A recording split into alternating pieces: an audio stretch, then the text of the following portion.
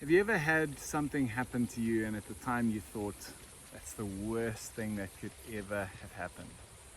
Or maybe not the worst thing that could ever have happened, but maybe you thought that's a really bad outcome. Maybe you did something and you feel like, that you failed, didn't work. But what is failure actually? Who decides when it's over? Who decides when the game is over? You know, when the game is over and you didn't succeed, failure. But is the game really ever over? Until of course you leave the planet. But is it really ever over? Maybe you started a business, or you started some initiative or something, or a relationship, and thought that's a failure. But how often have relationships gone through breakups and then got back together and re-engaged at a different level? Or even if the relationship itself didn't work, what did you gain from it? What did you learn that you can take into the next relationship that will make the next relationship successful and thrive? Sometimes you might have started something and it in your mind didn't work. But maybe that's life's way of pushing you in a different direction. Something bigger, something better. It doesn't always have to be bigger, better, more significant, more meaningful, more purpose-driven.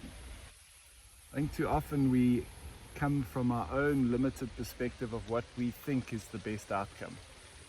We have such a narrow view on life. We have such a narrow perception of reality. We are not equipped to determine ahead of time what is the best outcome. And so I think that failure is the perspective of a finite mindset, and feedback is the perspective of an infinite mindset. You see, if you start to look at things that you might have considered in the past as failure, start to realize the game hasn't ended. You haven't failed. It's just a bit of feedback to say, hey, what you're doing there maybe didn't work. Maybe you need to take a different direction. Or maybe the whole purpose of that was to teach you something rather than to get the outcome you thought that you needed to get from that.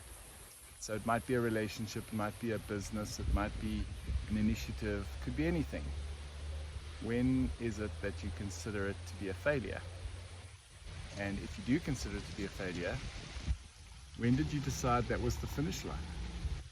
So in future, I find it's very helpful. You know, we've just gone through a process over the last 5 years of building a coaching platform.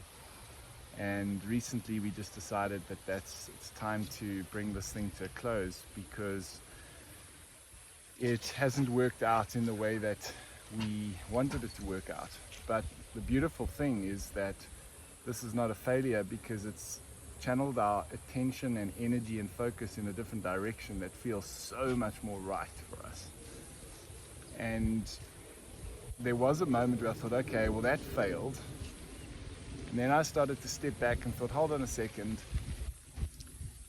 Who decided that's the end of that story?